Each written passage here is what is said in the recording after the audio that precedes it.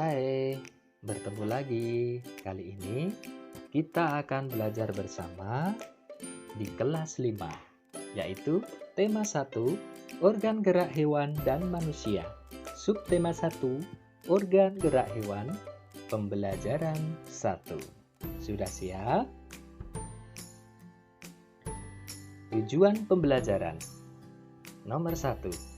Dengan membaca teks tentang organ gerak hewan dan manusia, siswa dapat menyebutkan alat gerak hewan dan manusia secara benar. 2. Dengan kegiatan membaca, siswa dapat menentukan ide pokok setiap paragraf dalam bacaan secara tepat. 3. Dengan menulis, siswa dapat mengembangkan ide pokok menjadi sebuah paragraf secara runtut. 4. Dengan berdiskusi, siswa dapat menyebutkan pengertian, fungsi, dan cara menentukan ide pokok bacaan secara percaya diri. Hari Minggu adalah hari libur sekolah. Namun demikian menurut Edo, hari Minggu bukanlah hari yang harus dilewatkan begitu saja. Sejumlah rencana telah dia persiapkan. Mulai dari memenuhi ajakan Benny untuk berlatih berenang, menemani Lani membeli buku, hingga pergi ke kandang kelinci. Dari sejumlah rencana tersebut, Edo lebih memilih untuk pergi ke kandang kelinci. Setelah membantu ibu membersihkan rumah, Edo pamit untuk berkunjung ke rumah Pak Rudi. Pak Rudi adalah peternak kelinci yang sukses di kampungnya. Kandang kelincinya sangat luas, terletak di pekarangan belakang rumah. Pak Rudi sedang sarapan di serambi belakang rumah dekat kandang kelinci. Serambi itu terbuka sehingga pemandangannya sangat luas. Udara pagi juga dapat leluasa masuk. Selesai sarapan, Pak Rudi mengajak Edo untuk melihat-lihat kandang kelinci. Edo senang sekali. Dia melihat kelinci meloncat-loncat saling berkejar-kejaran. Edo bertanya kepada Pak Rudi, "Pak, lucu ya? Kelinci-kelinci itu bulunya tebal dan gerak-geriknya lincah. Kenapa kelinci bisa meloncat dan berlari dengan lincah seperti itu ya?"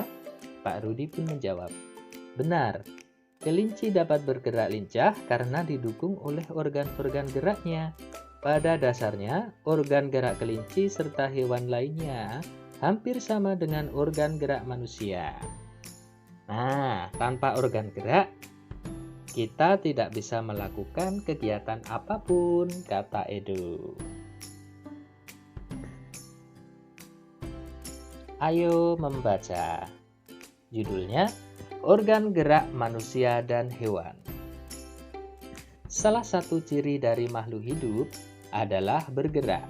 Secara umum, gerak dapat diartikan berpindah tempat atau perubahan posisi sebagian atau seluruh bagian dari tubuh. Makhluk hidup akan bergerak apabila ada rangsangan yang mengenai sebagian atau seluruh bagian tubuhnya.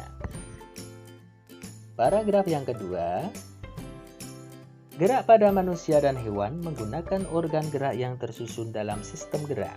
Organ gerak berguna untuk berjalan, berlari, melompat, meloncat, memegang, menggali, memanjat, berenang, dan sebagainya.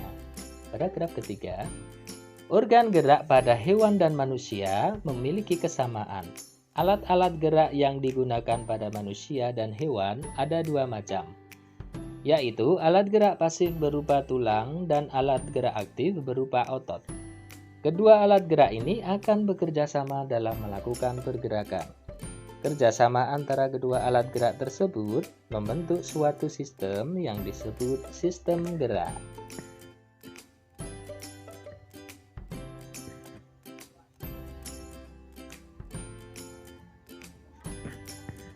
Tulang disebut alat gerak pasif karena tulang tidak dapat bergerak dengan sendirinya. Tanpa adanya alat gerak aktif yang memengaruhi tulang, maka tulang-tulang pada manusia dan hewan akan diam dan tidak dapat membentuk alat pergerakan yang sesungguhnya. Walaupun merupakan alat gerak pasif, akan tetapi tulang mempunyai peranan yang besar dalam sistem gerak manusia dan hewan. Otot disebut alat gerak aktif karena otot memiliki suatu senyawa kimia yang membuatnya dapat bergerak. Pada saat otot yang menempel pada tulang bergerak, otot tersebut akan membuat tulang bergerak.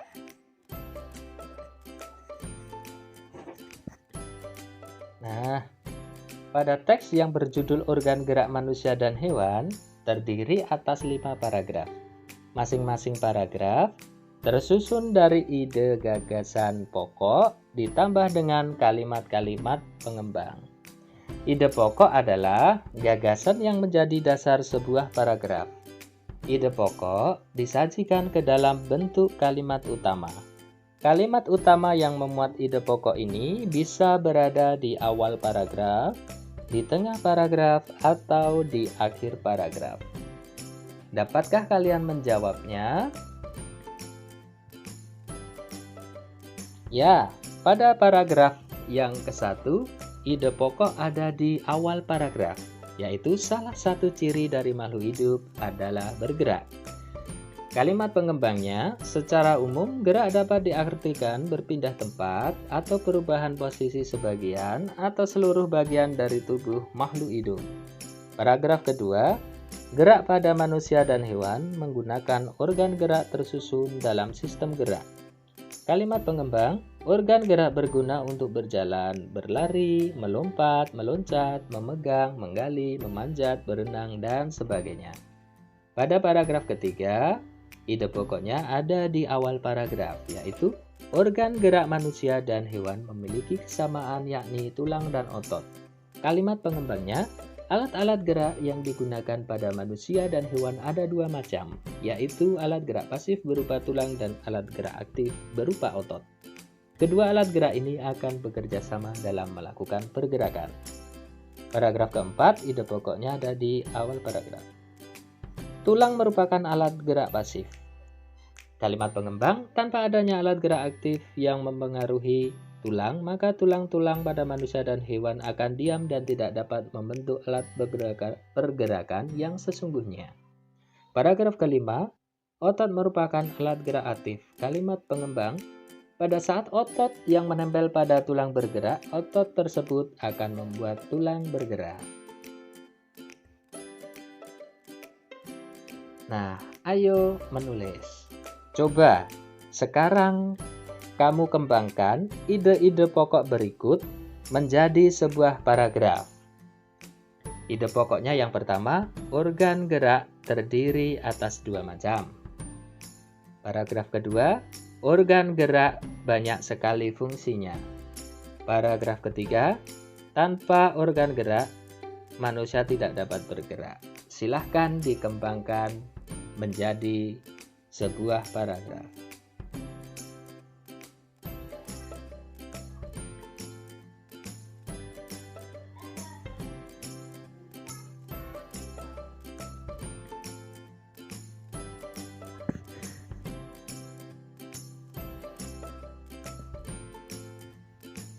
Ayo berdiskusi. Nah, kamu sudah berhasil menentukan ide pokok dari masing-masing paragraf bacaan organ gerak manusia dan hewan di atas. Nah, sekarang coba diskusikan dengan temanmu tentang ide pokok satuan bacaan.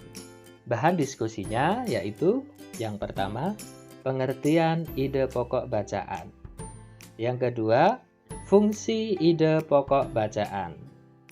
Yang ketiga, cara menentukan ide pokok bacaan. Jangan lupa tuliskan hasil diskusinya ya.